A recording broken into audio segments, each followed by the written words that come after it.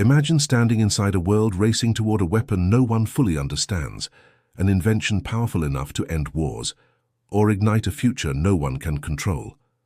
The desert wind scrapes across your face as a blinding white flash swallows the horizon.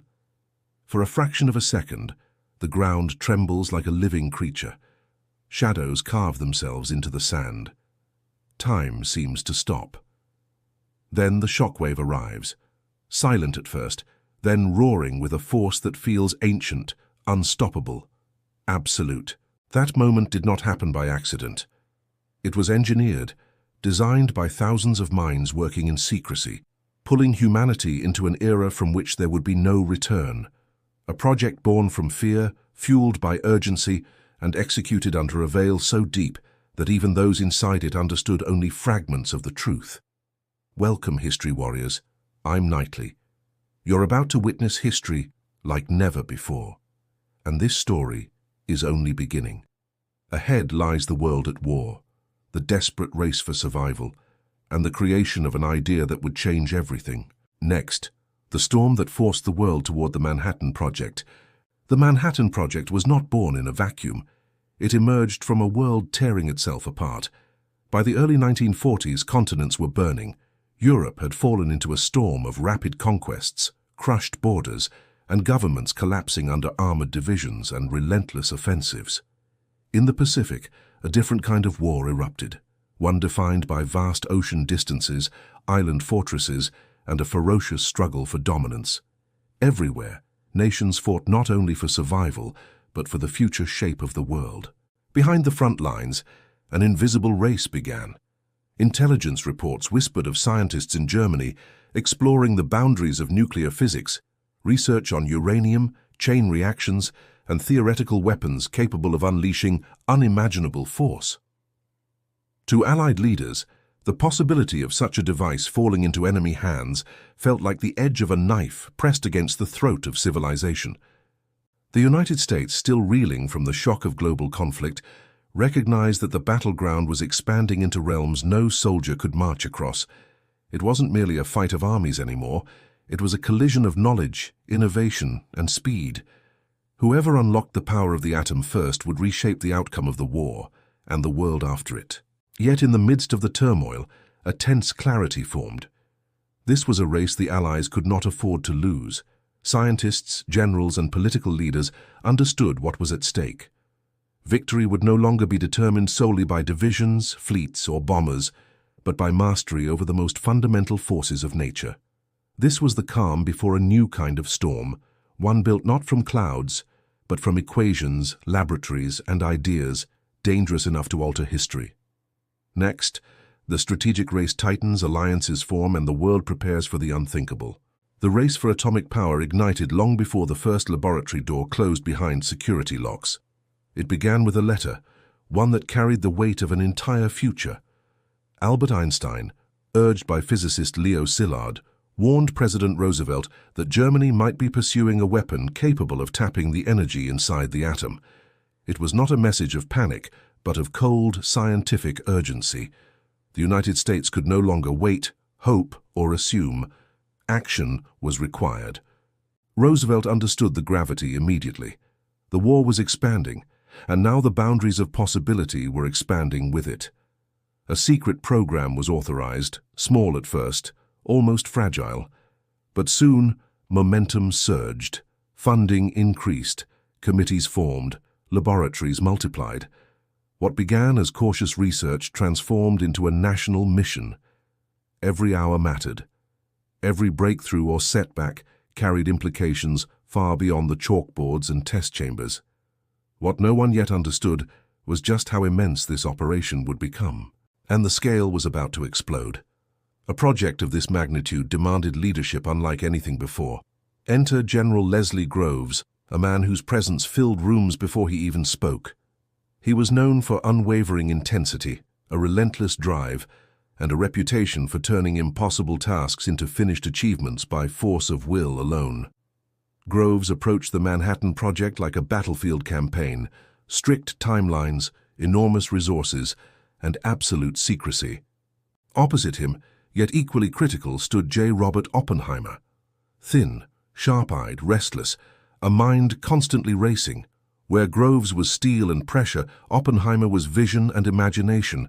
He saw not just equations, but entire worlds behind them, possibilities, dangers, and the weight of moral consequence. Their partnership was improbable, even volatile, but necessary. Together, they shaped a machine of science and strategy. Around them gathered a constellation of brilliant minds: Fermi, Teller, Feynman, Lawrence, and countless others. Each brought expertise from different fields: nuclear physics, chemistry, metallurgy, engineering. Individually impressive, collectively unstoppable. And their mission was clear: build the world's first atomic bomb. But brilliance alone would never be enough. To protect the project, secrecy became a weapon. Entire towns were constructed where none had existed: Oak Ridge in Tennessee, Hanford in Washington, Los Alamos in New Mexico. They appeared like sudden mirages across the American landscape, filled with workers who labored tirelessly without knowing the true purpose of their task. Families lived behind guarded gates, sharing homes, food, and daily life, yet forbidden to speak a word of what they did. Mail was censored. Movements were tracked. Scientists used code names instead of real titles. Even those at the heart of the project understood only fragments of the whole. Compartmentalization was not merely protocol. It was protection against espionage, leaks, and the weight of knowing too much.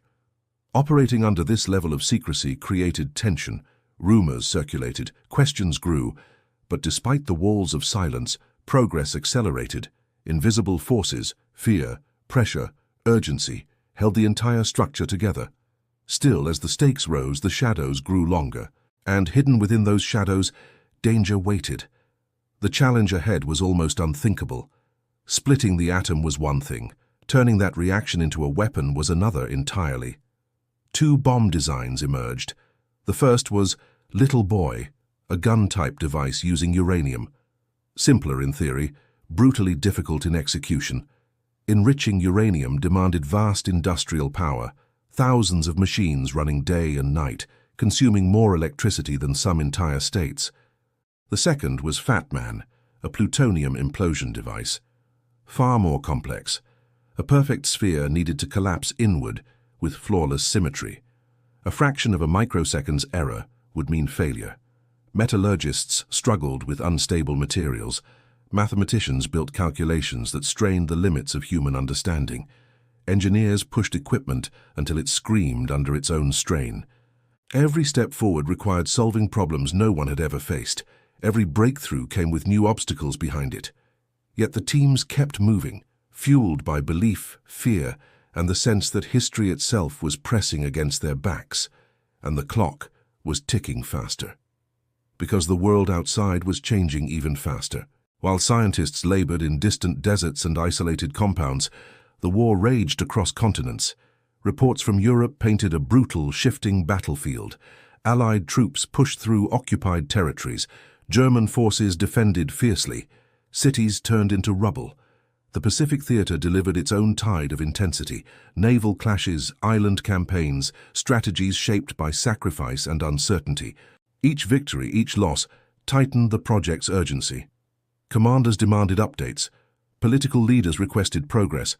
Intelligence officers whispered that the enemy might already be advancing its own nuclear research. The feeling spread. This was no longer a scientific endeavor, but a race for survival. Groves reminded his teams that delay could mean disaster. Oppenheimer urged them that success could end the war sooner, saving countless lives.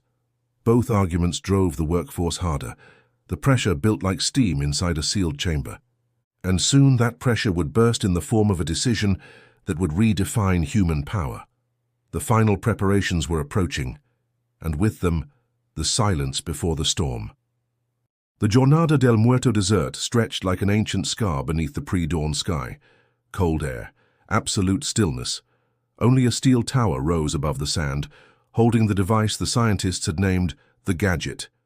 Its metal shell looked simple, almost harmless, yet inside it waited a force older than stars. Technicians moved around it with tense precision, adjusting cables, checking circuits, locking components with hands that trembled despite discipline. No one spoke. No one dared.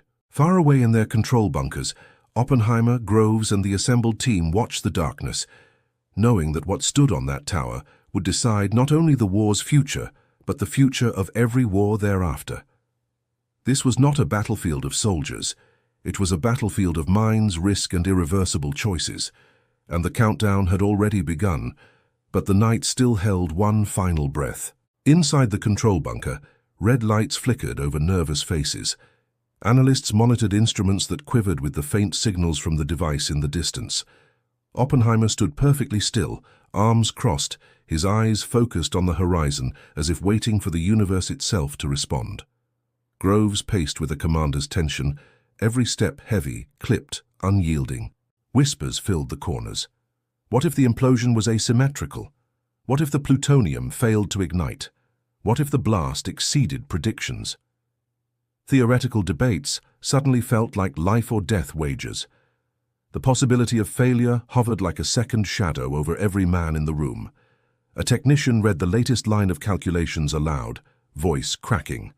The final numbers confirmed it. The device was armed. Oppenheimer inhaled sharply. Groves gave a single nod. The path of no return had been crossed, and the desert waited for dawn. The horizon slowly brightened, revealing the faint outline of mountains against a steel-gray sky. At exactly 5:29:45 a.m., the countdown officer's voice echoed through the bunker, calm, controlled, yet trembling beneath the surface. 10, 9, 8. Each number felt like a strike against the fabric of time. Scientists held their breath. Soldiers clenched their fists. Some prayed. Others pressed their eyes shut, bracing for whatever might come. 3, 2, 1. For a heartbeat, nothing happened. A silence so sharp it felt like a blade slicing the air. Then the desert ignited. A burst brighter than creation erupted, swallowing the tower in an instant. The world turned white, then blinding gold, then something beyond description. Shadows stretched, twisted, vanished. The sand rose like a living ocean, caught in a storm of light. The first atomic fire had arrived, and the shockwave was racing toward them. The explosion expanded with terrifying speed, a sphere of incandescent fury rising into the sky.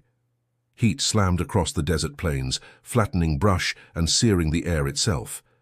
Even inside the bunker, miles away, the observers felt the pulse, a heavy, rolling force that pressed against their chests like the breath of some colossal entity, awakening.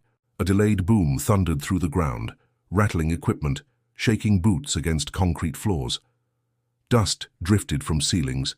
Instruments flickered wildly as the shockwave passed. Men shielded their faces, stunned despite their preparation. Outside, where sand had once lain untouched, the earth glowed with strange colors, a molten landscape carved by raw energy. The fireball climbed higher, forming the early shape of the mushroom cloud, its stem violent, its crown expanding with terrible majesty. The battlefield of the atom had opened, and its power stunned even its creators. When the initial wave settled, murmurs rippled through the bunker. Some scientists laughed, nervous, disbelieving, overwhelmed. Others stared silently, processing the immensity of what they had unleashed. A few wiped tears, struck by the realization that theory had become reality in the most dramatic way imaginable. Groves, ever the soldier, stood with arms behind his back, absorbing every detail with a commander's discipline. His mind calculated implications, capability, scale, deployment. His face betrayed nothing. Oppenheimer, in contrast, appeared haunted.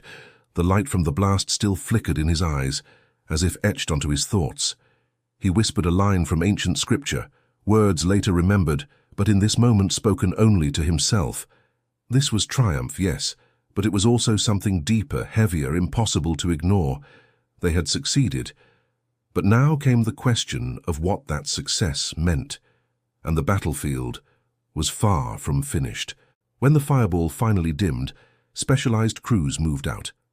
Their vehicles rolled cautiously across the scorched earth, tires crunching over glass-like sand fused by unimaginable heat. Geiger counters crackled, instruments trembled.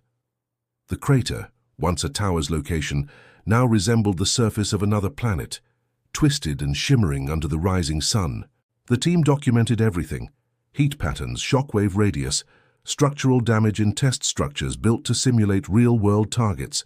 Each detail provided clues for the bomb's eventual use. Every reading represented immense destructive potential. Some soldiers froze when they saw the depths of the crater. Others forced themselves to keep walking, disciplined despite fear. They were witnessing the birth of a new kind of war, one that no battlefield had ever encountered. And with each step, one question grew louder: how soon would this weapon be used? Back at headquarters, analysts worked rapidly. Measurements from the test poured in: yield estimates, heat distribution maps, blast curves, potential radius projections. Commanders gathered around massive tables covered in reports. Planners traced circles over maps of enemy positions, imagining the bomb's effect on hardened defenses and fortified cities. The implications were staggering. A single device could do what thousands of bombers had struggled to achieve. It could shatter supply lines, cripple industrial zones, or force a surrender. Military minds recognized immediately what this meant. Strategy itself had just shifted. Entire campaigns could now be reshaped. As they drafted scenarios, tension grew. This was power beyond precedent. Every decision carried consequences the world had never faced. Yet the war demanded an answer, and leadership would soon deliver one. While calculations continued, reports from the Pacific painted a dire picture: fierce resistance, heavy losses. Projections for an invasion of Japan showed staggering numbers. Each estimate fueled urgency. Could the atomic bomb end the war faster? Could it prevent a prolonged campaign? Could it force surrender before more lives were consumed? Military advisors debated. Some argued that the bomb was the fastest path to peace. Others feared the unknown repercussions of using such force. Yet the momentum leaned toward deployment. The test proved the weapon worked. The war showed no signs of slowing.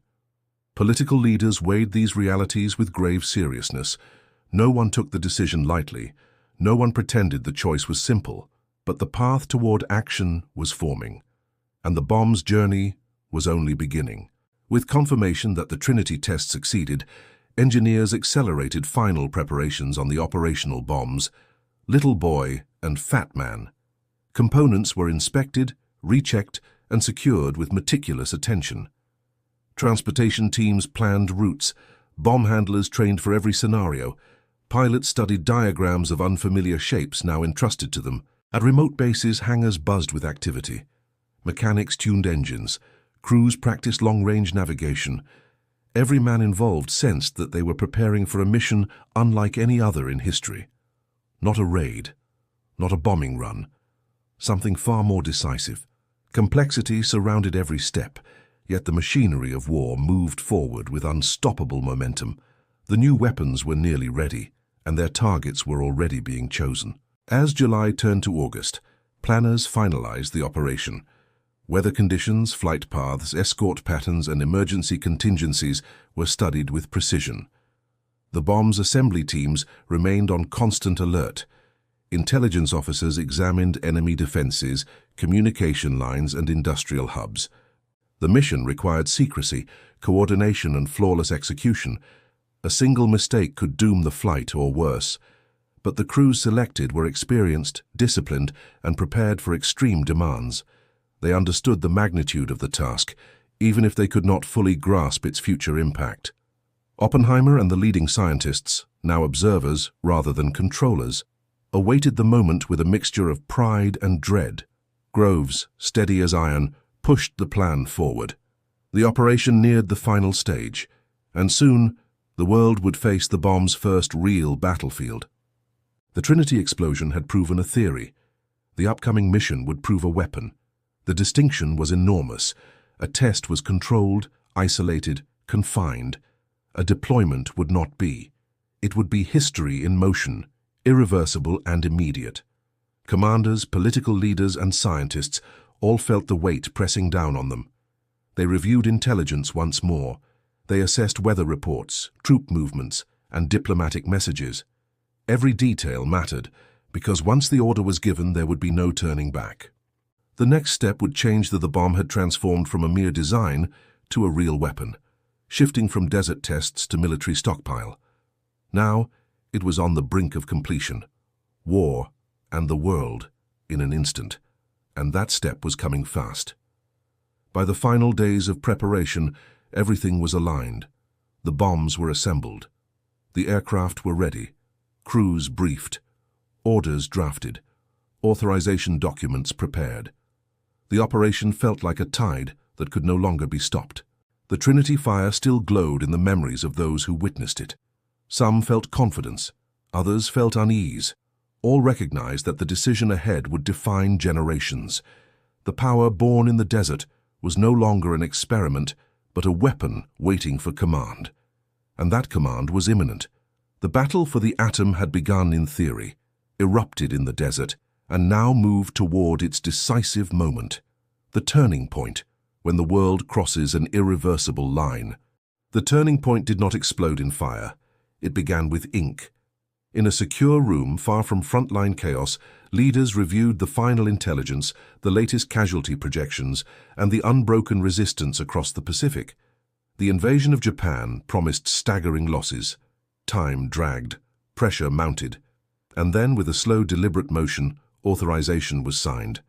The atomic bomb was no longer an option. It was the chosen path.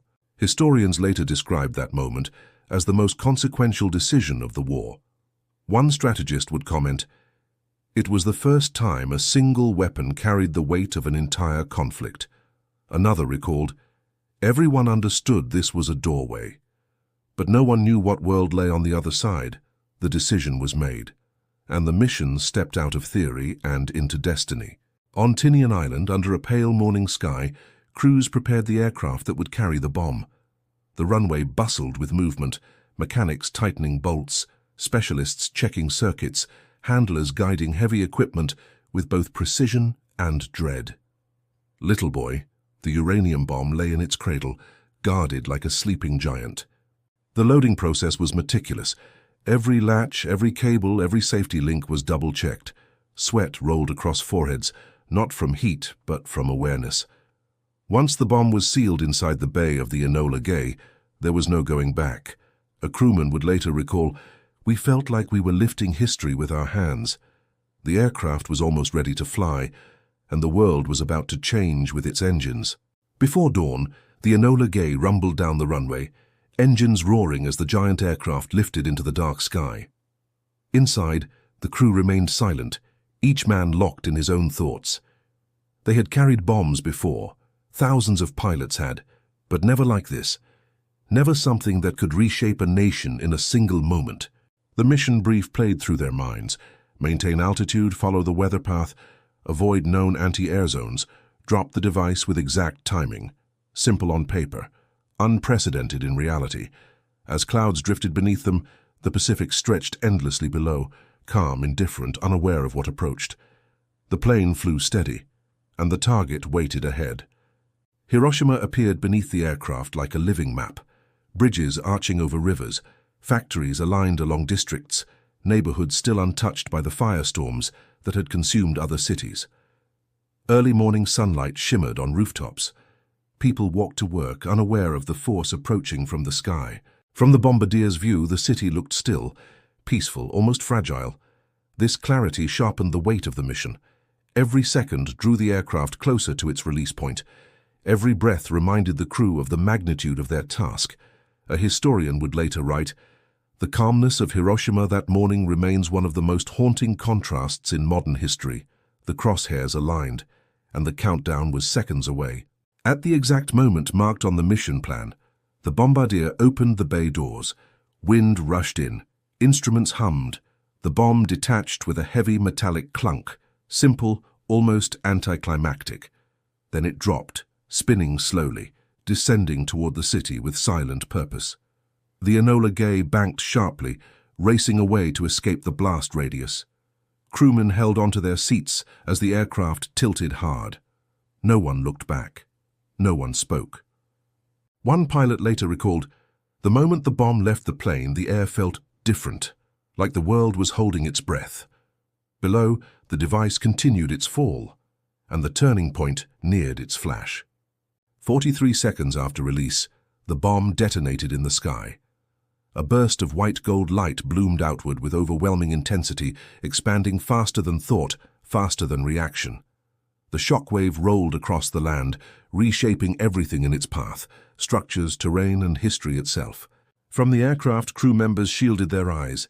Even miles away, the flash cut through the cockpit with blinding force. Moments later, the shockwave hit, trembling metal, rattling bolts, shaking the airframe with a power no one had ever felt before. A historian described it as the moment the modern age began in a single breath. The blast faded, but the consequences were only beginning. News of the bomb's power spread rapidly across military channels. Commanders reviewed early damage reports with disbelief. Strategists studied shockwave patterns, fire radius projections, and communication losses.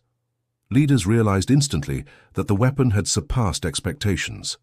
Quotes from the era reflected a mix of awe and alarm. One military analyst wrote, "This was not just a weapon, it was a shift in the scale of war itself." Another cautioned, "Humanity has entered a new threshold, one from which it cannot step back." For the first time, the world understood what the Manhattan Project had accomplished, and yet the war was not over. Decisions still loomed, options still lay on the table. The turning point had arrived, and its impact reverberated far beyond the blast.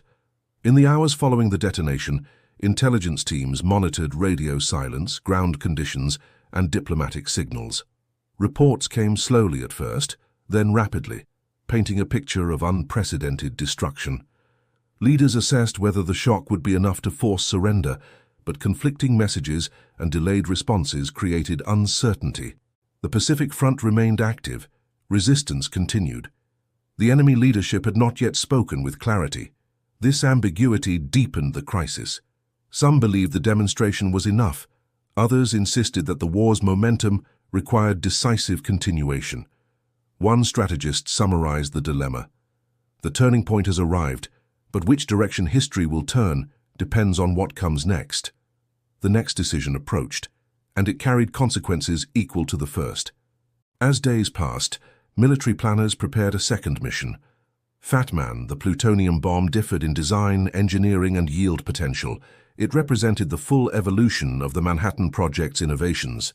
The decision to use it came after deep debate, strategic, political, and military. Historians later described this moment as the second pivot, the point when the war's end accelerated irreversibly. The stakes were immense. The intention was to force surrender, shorten the conflict, and avoid a drawn-out invasion predicted to cost vast numbers of lives. Once the order was confirmed, preparations began immediately. Another crew, another aircraft, another target. The path forward was set, and the endgame approached. With the atomic bomb's arrival on the world stage, the balance of power changed instantly. Military doctrines shifted. Long-standing assumptions about conflict collapsed.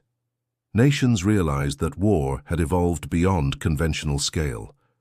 One historian wrote, "The turning point of the Manhattan Project was not the blast itself, but the understanding it forced upon the world. The project had opened a door, one that could never again be closed. The war entered its final chapter. The future entered a new era. This was the moment everything pivoted, aftermath and consequences, where the world faces what the turning point left behind." The world did not return to silence after the atomic bombs were dropped. Instead, it entered a new age, one defined by both awe and dread. The detonation over Hiroshima on August 6, 1945, known as Little Boy, unleashed destruction unlike anything humankind had ever witnessed. A blinding flash, hotter than the surface of the sun, tore through the city. Buildings evaporated, steel twisted, shadows of people were burned permanently into stone. 3 days later, Fat Man descended upon Nagasaki, sealing Japan's fate. The Japanese Empire, fighting a losing and increasingly desperate war, finally surrendered. World War II, the deadliest conflict in human history, came to an abrupt, staggering halt. But victory carried a complicated aftermath. Even as the world celebrated the end of global conflict, a darker realization settled in. Humanity had crossed a threshold that could never be uncrossed. A new world born in light and fear. The Manhattan Project, once a secret known only to a select few, was revealed to the world. Newspapers, political leaders, and ordinary citizens struggled to comprehend it. How could a device small enough to fit inside a bomber produce devastation across miles of land? What did it mean for the future of warfare? Many celebrated the bombs as instruments of salvation, tools that ended the war quickly and prevented a bloody invasion of Japan's home islands. Others recoiled in horror, questioning the morality of such overwhelming force. For the first time, entire cities became vulnerable to a single strike. The United States emerged from the war not just victorious, but transformed into the world's first nuclear superpower. Yet this power was a burden as much as it was a triumph. Leaders and scientists alike understood they had created something capable of ending civilizations. The scientists' reckoning. Those who had given years, even their lives, to the Manhattan Project, found themselves confronting an unexpected truth. The war had ended, but their work was far from over. Some felt pride, some felt remorse, many felt both. J. Robert Oppenheimer, standing before reporters, famously declared, "Now I am become death, the destroyer of worlds." This quote captured a profound internal struggle, one shared by countless scientists who had dedicated themselves to the project under the belief that Nazi Germany was racing toward the same deadly breakthrough. But when Germany fell before completing a functional weapon, the moral clarity that had driven them began to fade. In classrooms, laboratories, and public forums, debates erupted. Should such weapons exist? Should any nation possess them? Could the world survive an age of nuclear arms, or was destruction inevitable? The Cold War ignites.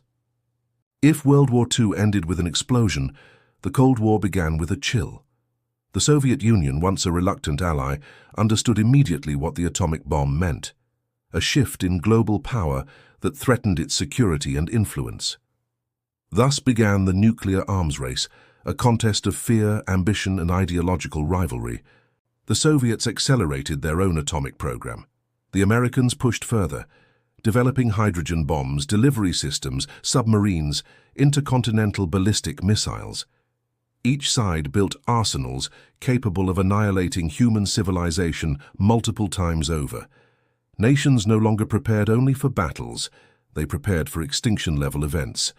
Military strategy evolved into a paradox. To prevent nuclear war, nations had to be ready to wage nuclear war. Terms like mutually assured destruction entered the global lexicon, phrases that captured the terrifying balance holding the world together by a thread. The human cost continues. Even after the war, the consequences lingered. Survivors of Hiroshima and Nagasaki, known as hibakusha, carried physical and emotional scars. Radiation sickness, cancer rates, generational trauma, environmental damage, these became lasting reminders of the bomb's immense human toll. Meanwhile, veterans and scientists associated with the Manhattan Project faced their own struggles. Some were haunted by the scale of destruction, others questioned their decisions. Many lived with the knowledge that their work had permanently altered the course of history. Entire regions used for testing, deserts, atolls, islands, became wastelands of radiation. Indigenous populations and local communities suffered long-term health effects, often without understanding the dangers they had been exposed to. The bomb ended the war, but the wounds it created endured for generations. A divided legacy. The Manhattan Project's legacy remains one of the most complex in human history. It ended a global conflict. It saved countless lives by averting a prolonged invasion. It ushered in an era of scientific breakthroughs, nuclear energy, medical innovations, and advancements in physics. And yet, it also introduced weapons capable of extinguishing humanity. It sparked geopolitical tensions that lasted decades. It created ethical dilemmas that remain unresolved to this day. Its scientists became symbols of both genius and guilt. Its leaders became architects of a new world order. Its shadows stretched across every nation on Earth. The unavoidable truth. In the aftermath of Hiroshima and Nagasaki, humanity stood at a crossroads. One path led toward cooperation, diplomacy, and responsible scientific advancement. The other led toward rivalry, escalation, and potential destruction. The Manhattan Project forced the world to confront a terrifying question. What happens when human genius unlocks power beyond human control? Even today, that question remains unanswered. Nations still debate nuclear weapons. Treaties are made, broken, reformed. The threat of nuclear war ebbs and flows with global events, but it never disappears entirely. The project that began as a desperate attempt to stop a tyrannical enemy ultimately reshaped the destiny of every future generation. A world forever changed. The Manhattan Project did more than end a war.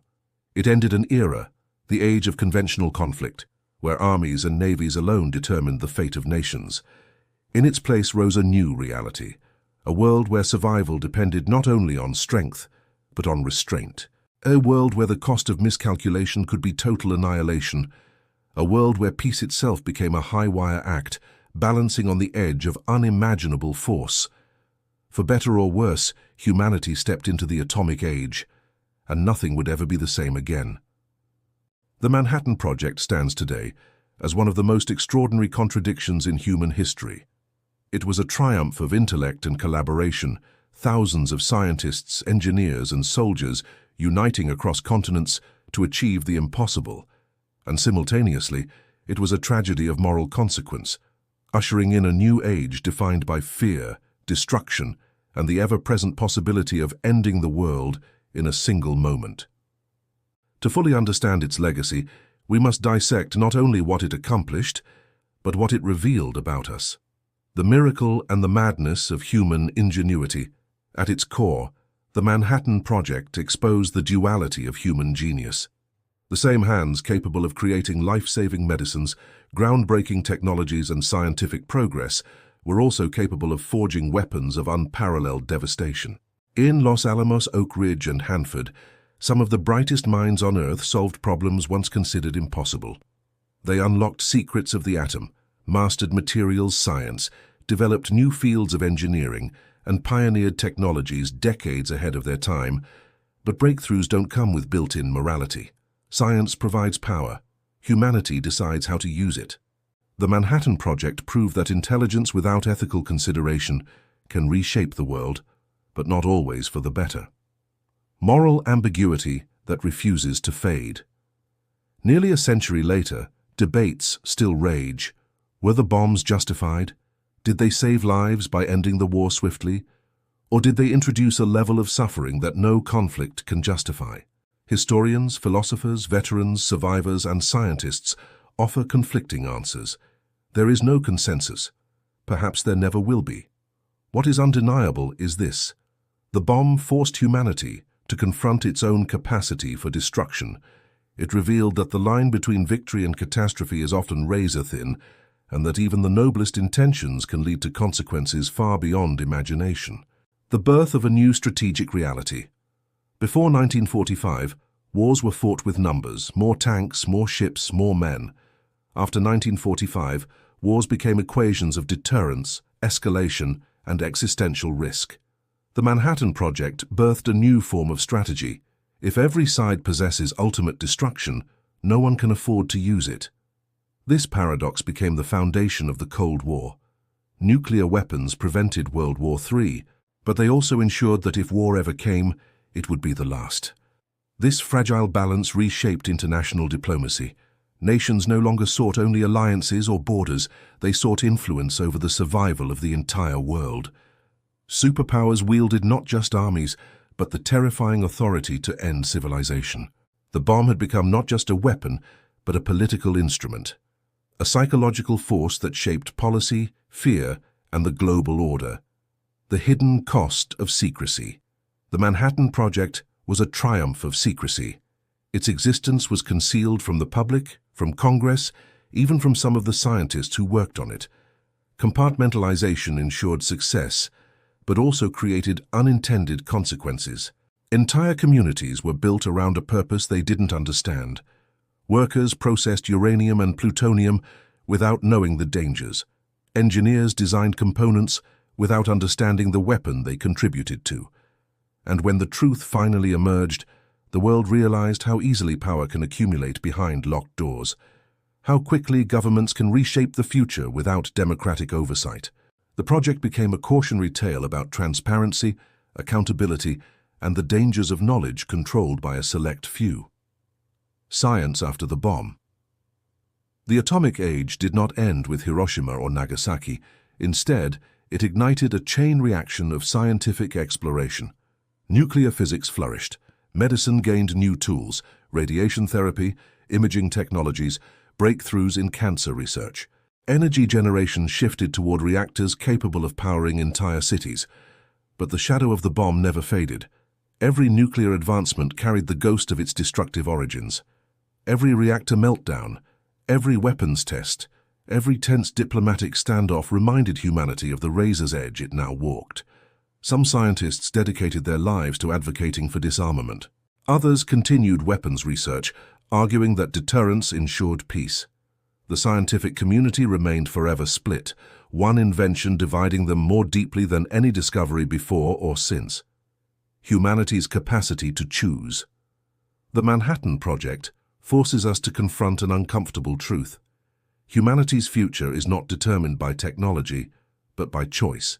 We created weapons capable of ending civilization, yet we also created the treaties, dialogues, and diplomatic frameworks that have prevented their use for nearly 80 years. We built bombs powerful enough to vaporize cities, yet we also built systems to control, secure, and monitor them. The bomb does not decide to fall. People decide. And that is both terrifying and hopeful. The eternal question: if the Manhattan Project had not existed, would the world be safer or more dangerous? Would another nation have developed the bomb first? Would the war have dragged on for years, costing millions more lives? History does not offer clear answers, but it does offer lessons. Power without foresight is dangerous. Knowledge without ethics is perilous. And victory without reflection can blind societies to the consequences of their actions. The Manhattan Project reminds us that progress has a price, and that humanity must always be willing to confront the cost. A legacy still unfolding. Decades after the first mushroom cloud rose over the desert, its shadow still stretches across global politics, military doctrine, and scientific research. The project shaped the Cold War. It influenced conflicts from Korea to Cuba to Vietnam.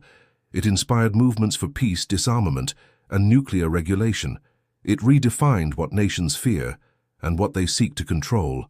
Most of all, it left humanity with a burden unlike any other. We now possess the power to end ourselves. Whether that power remains dormant forever or one day reawakens depends entirely on the choices of future generations. The Manhattan Project is no longer just history. It is a warning, a lesson, and a reminder, carved into the very foundation of the modern world. A testament to what we can achieve, and what we must never allow ourselves to become. We began this journey with a single moment, the blinding flash in the desert, the shockwave that carved itself into the bones of history. Now, as we step back from the fire and dust, one question returns to us, echoing across decades. What does it mean for humanity to hold the power of its own destruction? The Manhattan Project was more than a scientific breakthrough. It was a mirror, forcing us to confront both our brilliance and our fragility. It revealed how fear can drive innovation, how desperation can transform into determination, and how victory can leave scars deeper than defeat. History is not shaped by machines or equations. It is shaped by choices, by people who stand at the crossroads of possibility and consequence. The world we live in today, with its fragile balance and quiet tensions, exists because of decisions made by minds who glimpsed both the promise and the peril of the atom. But knowledge is not destiny. It is responsibility. And so, history warriors, as we close this chapter, let the past sharpen your understanding of the present and prepare you for the future. Thank you for watching. If you found this journey meaningful, like, comment, and subscribe to join me for more untold stories of our world. Next time, what if Germany won Stalingrad? You won't believe what happened there.